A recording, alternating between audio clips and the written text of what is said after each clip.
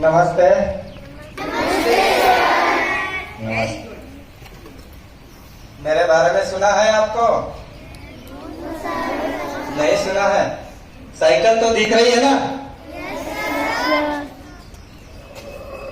मैं साइकिलिस्ट भाऊ साहेब। कहाँ के हो सकते हैं? जज कीजिए।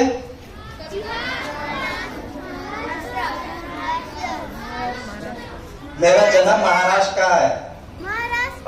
ठीक है, आप ध्यान से सुनोगे ना? मिस नहीं करोगे तो? देखिए बच्चों, आप अगर साइकिलिस्ट,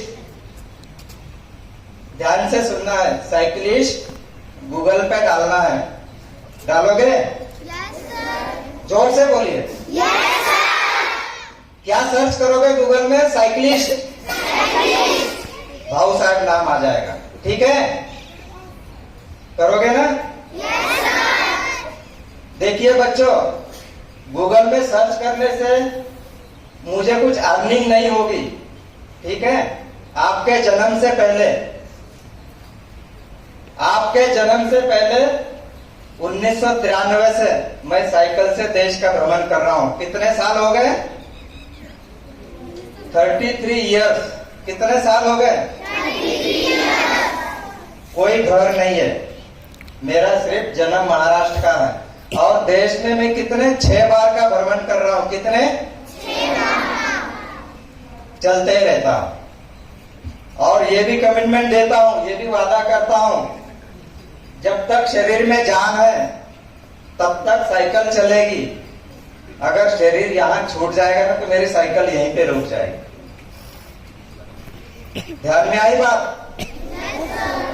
तो आप ना यहाँ से जब घर पर जाओगे ना तो अपने मम्मी पापा से बात करना है। करोगे? पूछोगे ना? भूलोगे तो नहीं? क्या कापी इधर उधर फेंक के, मतलब अपना जो भी बैग इधर उधर फेंक के खेलने निकल जाओगे? ऐसा तो नहीं होगा ना?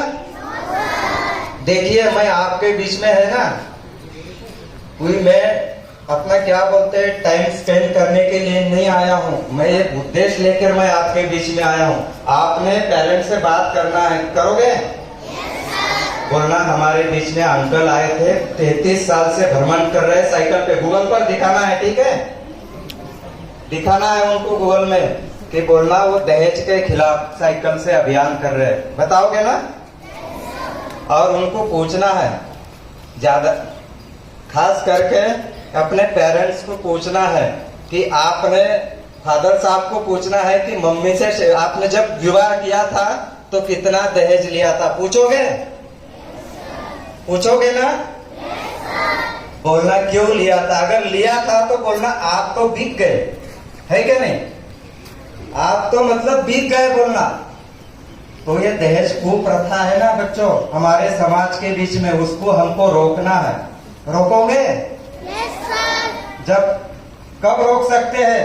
देखिए, आपका जब ग्रेजुएशन कंप्लीट होगा, जब आप याद रखना है, जब तक मुझे, कब तक? जब आप विवाह के बंधन में जब बंधोगे ना तब मुझे याद करना है कि हमें विवाह के समय में दहेज वगैरह नहीं लेना है। दहेज रहित हमें शादी करनी चाहिए, है क्या नहीं?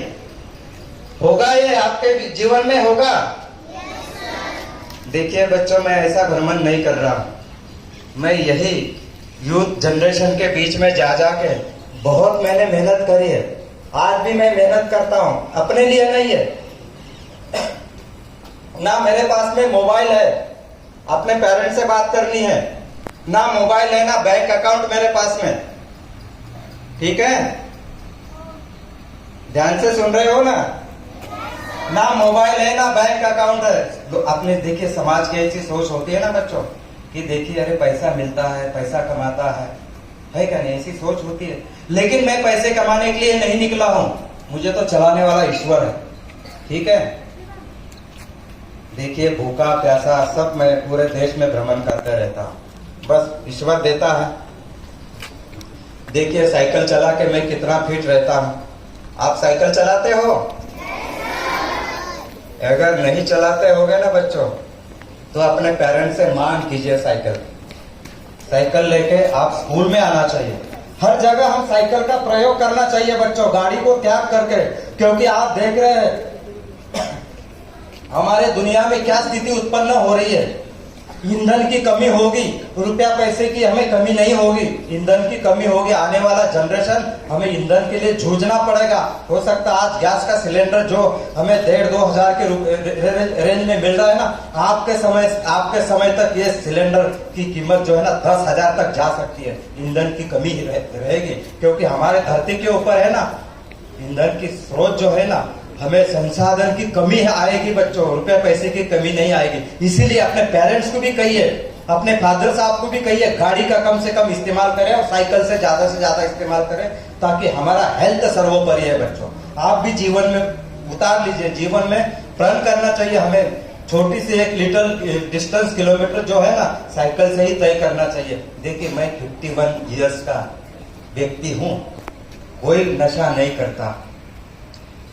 अब नशा की बात आती है, मेरा उद्देश्य लिखा है बच्चों, नशा के खिलाफ भी। अभी आप सोचते होंगे हम तो बच्चे हैं, हम काहे के नशा नहीं करते। अच्छी बात है बच्चों, लेकिन मैं आपको बताता हूँ हमारे घर में जो है ना फादर साहब अगर किसी के नशा करके आते होंगे ना तो उनको हम रोक सकते हैं। आप बच्चे रोक सकते हैं। कैसे? क्योंकि 1 बार 2 बार 3री बार उनको वार्निंग देना है, बोलना पापा अगर घर में आप नशा करके आते होंगे ना तो हम आपको घर के अंदर नहीं घुसने देंगे। ये करोगे ये काम? डरोगे नहीं ना?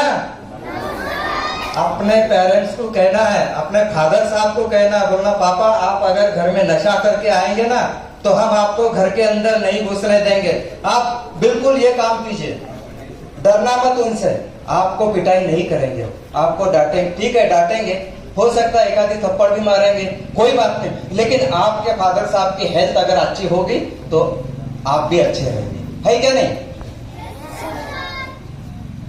तो देखिए मैं 6 बार कई देश में भ्रमण कर रहा हूँ। 10 साइकिल चेंज करिए। साइकिल देखिए, आप गूगल पर भी सर्च मारने से ना आपको ये साइकिल दिखेगी। और अपने घर में बात करना है पेरेंट्स से, भूलोगे तो नहीं?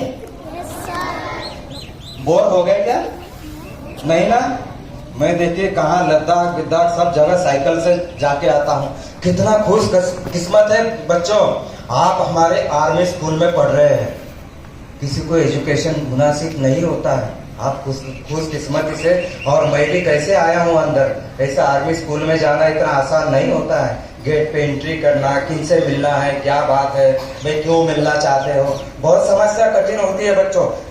लेकिन हाँ अपनी नियत साफ होनी चाहिए। मेरी क्या है, नियत साफ है। नियत साफ है इसलिए देश तो क्या पूरे दुनिया के मेरे लिए बॉर्डर खुले हैं, मैं कहीं पर भी जा सकता हूँ, पूरे दुनिया के बॉर्डर खुले। इसीलिए नियत के ऊपर कोई सवाल नहीं होनी चाहिए बच्चों। आप जब अपने परि से जहां पर भी जो भी पद आप ग्रहण करोगे वहां हमारी मतलब सर्वोपरि होती है एक जिम्मेदार देश का नागरिक बनना।